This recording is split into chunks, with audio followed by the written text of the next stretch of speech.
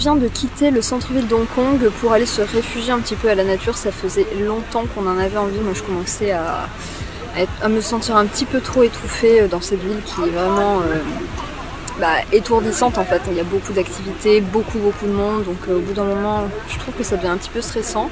Donc là on a écouté les conseils de tout le monde, c'est-à-dire qu'on est parti dans la nature et effectivement il suffit de faire 1 heure de transport en commun pour se retrouver vraiment. Là on est sur une île, on a posé notre tente sur la plage, on a assisté au coucher du soleil magnifique. Et là on pense qu'on va rester là 3 nuits, enfin 3-4 jours, et puis ensuite on ira explorer une autre île. Il y a d'autres très beaux endroits autour de Hong Kong. En fait ça fait encore partie de la ville de Hong Kong. Quand on parle de Hong Kong, on pense uniquement à tout ce qui est dans le centre, donc les hauts buildings, etc. Mais en fait c'est aussi toute la nature autour et c'est magnifique. Il y a des plages, il y a des falaises, et puis apparemment il y a des randonnées sublimes qu'il faut qu'on programme. Il nous reste encore je crois une dizaine de jours encore à Hong Kong, donc il faut qu'on programme tout ça. Mais là ça fait du bien d'entendre le bruit des vagues que vous entendez peut-être derrière moi. On va pouvoir aller faire le yoga sur la plage de bon matin, ça va être génial. Et donc là pour ces 3-4 nuits on a trouvé un camping parce qu'en fait il s'avère que c'est hyper facile de faire du camping à Hong Kong gratuitement, parce qu'en fait il y a des campings organisé, hein, c'est-à-dire il y a une réception, il y a des emplacements et compagnie, mais c'est gratuit de poser sa tente, c'est extraordinaire je trouve. Donc là, voilà, on a trouvé un camping gratuit, apparemment c'est un petit peu l'un des campings les plus connus de Hong Kong, et il se trouve qu'on est samedi aujourd'hui, donc c'est rempli, et en plus apparemment David me dit que dimanche apparemment il y a la fête des célibataires ou je sais pas quoi, c'est un truc qui se fête apparemment ici, et donc c'est pour ça que vraisemblablement il y aurait beaucoup de gens, mais là vraiment le camping est plein. On a quand même réussi à trouver un spot vraiment pas mal, donc on a la mer en face, hein. Je suppose que vous l'avez vu, et ouais, on a assisté au coucher de soleil tout en montant la tente, enfin magnifique, mais il y a beaucoup de monde, il y a beaucoup de monde.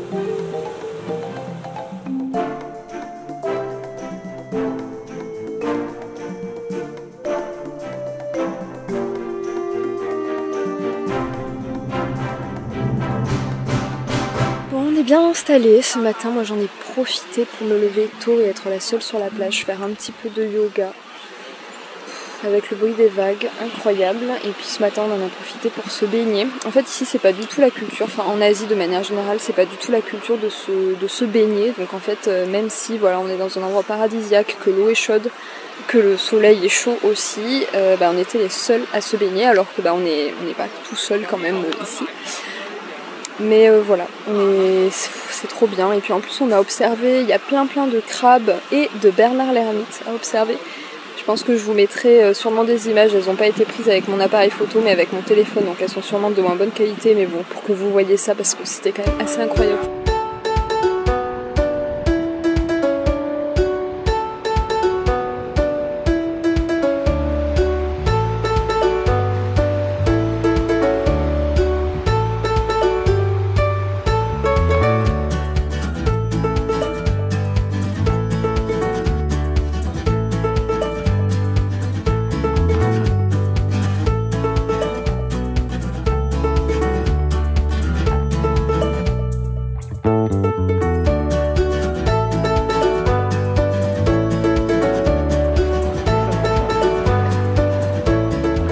fait 2 jours qu'on est installé sur la plage de Puyo, donc sur l'île de Lanto. Mais on est tellement bien ici qu'on s'est dit qu'on allait étendre notre séjour parce que encore une fois, personne ne nous pousse à partir.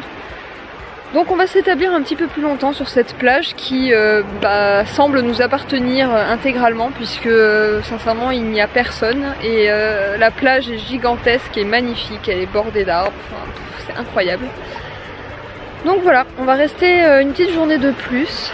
Là, David est parti faire baignade, vous voyez là, Robinson Crusoe sur la plage. Voilà, petite baignade, moi je vais faire un petit peu de yoga je pense, enfin... C'est la belle vie, franchement, on est tellement reconnaissant d'être là.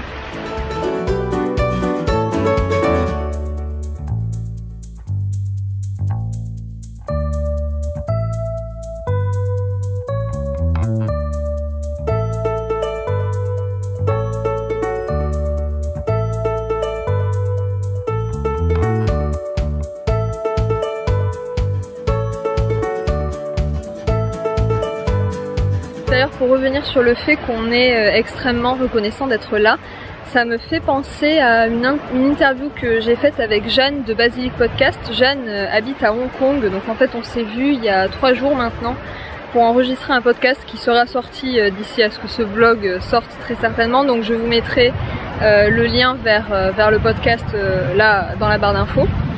Et en fait... on est d'autant plus reconnaissant d'être là qu'on sait ce que ça représente d'être ici. Puisqu'en fait, je pense qu'on perd totalement la notion de kilomètres, la notion de temps avec l'avion. Puisqu'il suffit en fait de monter hop dans un avion et puis de patienter quelques heures, soit en faisant la sieste, soit en lisant un bouquin, pour tout d'un coup se retrouver à l'autre bout du monde. Et nous en fait, on a vraiment la saveur de ce que c'est d'être ici.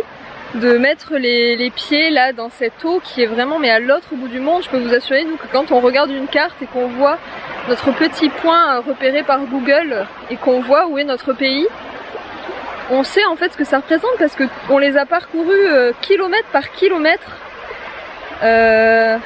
et voilà, et je pense que ça rajoute vraiment au fait qu'on soit si reconnaissant d'être ici, c'est qu'on se rend vraiment compte en fait de ce que ça représente d'être là.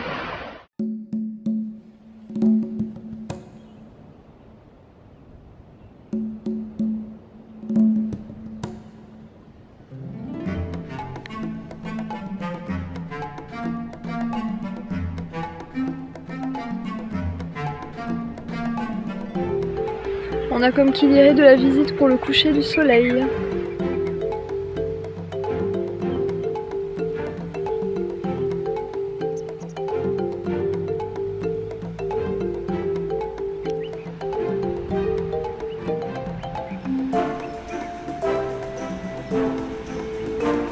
Bon voilà, c'est comme ça que se termine notre journée.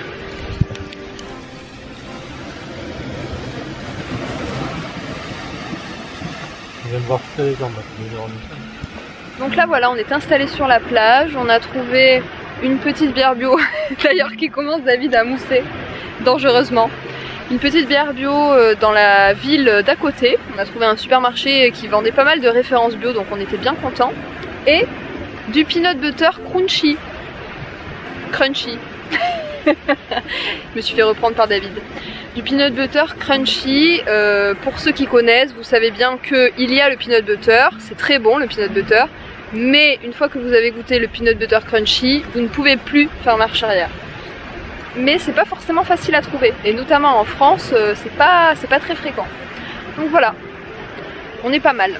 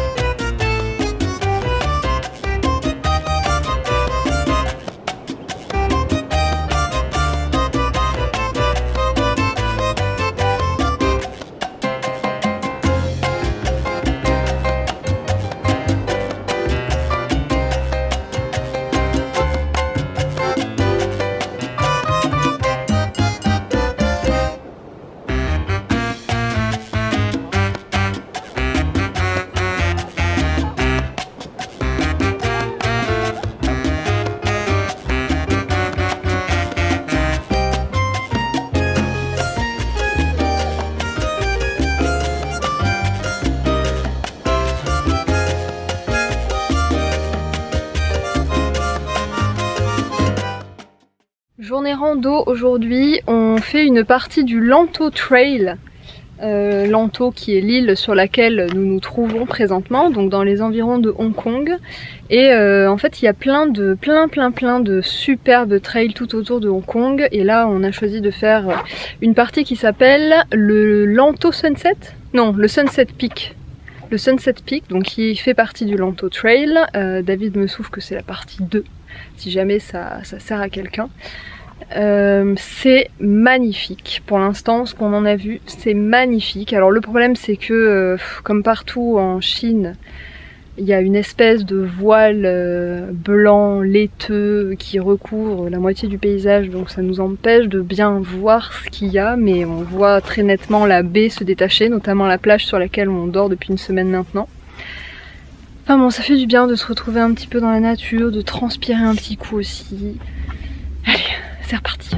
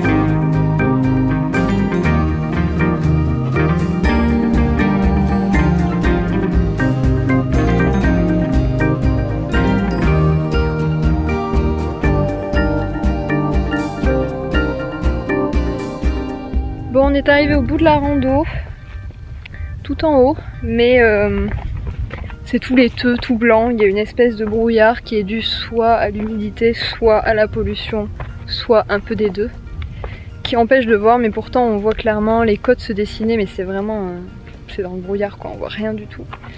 Mais ça a l'air très beau quand même.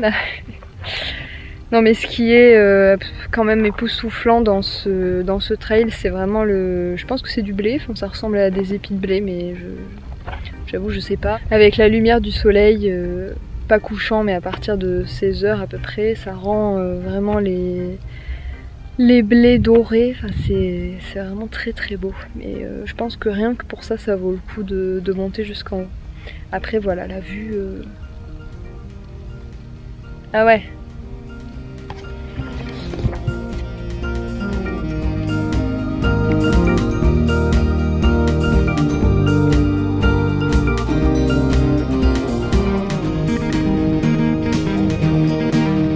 Vous voyez là on voit clairement le ciel bleu et ici la partie du ciel qui est toute grise, toute laiteuse, où on voit vraiment rien, enfin la côte se distingue un petit peu, on voit que ça pourrait être absolument magnifique, là on voit la plage gigantesque, une petite île ici, enfin c'est...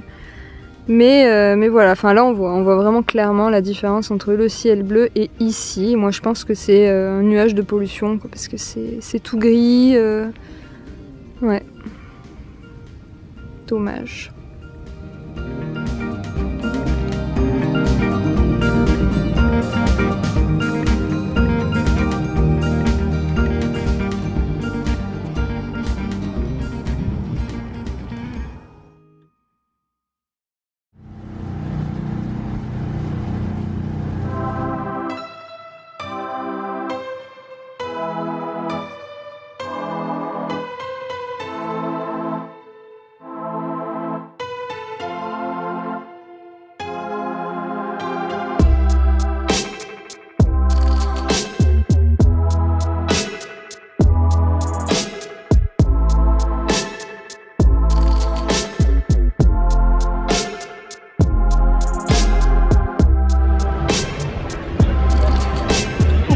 peut pas faire le focus.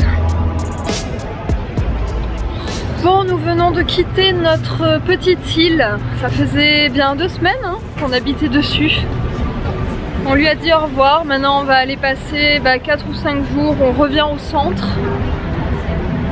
Ah là là, c'est triste d'abandonner l'eau, d'abandonner le sable. Mais bon, il le fallait les gars. Toutes les bonnes choses ont une fin. Non, ça c'est nul. C'est nul ce proverbe. Franchement j'y crois même pas.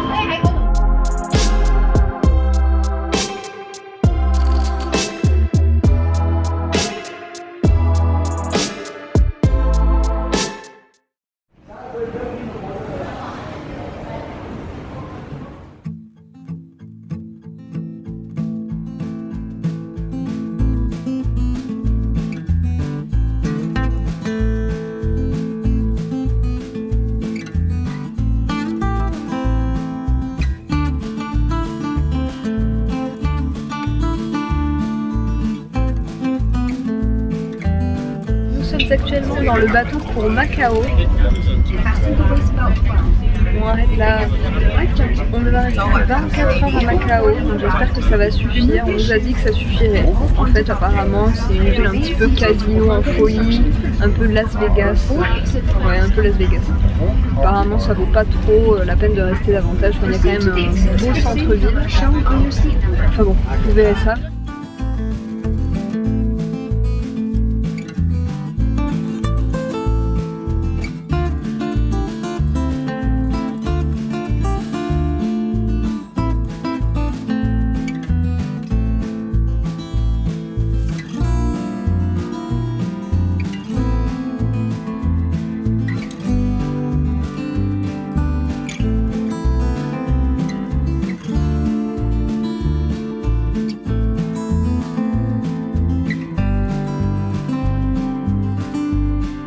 On est bien arrivé à Macao, maintenant c'est le moment de faire un petit tour de la ville.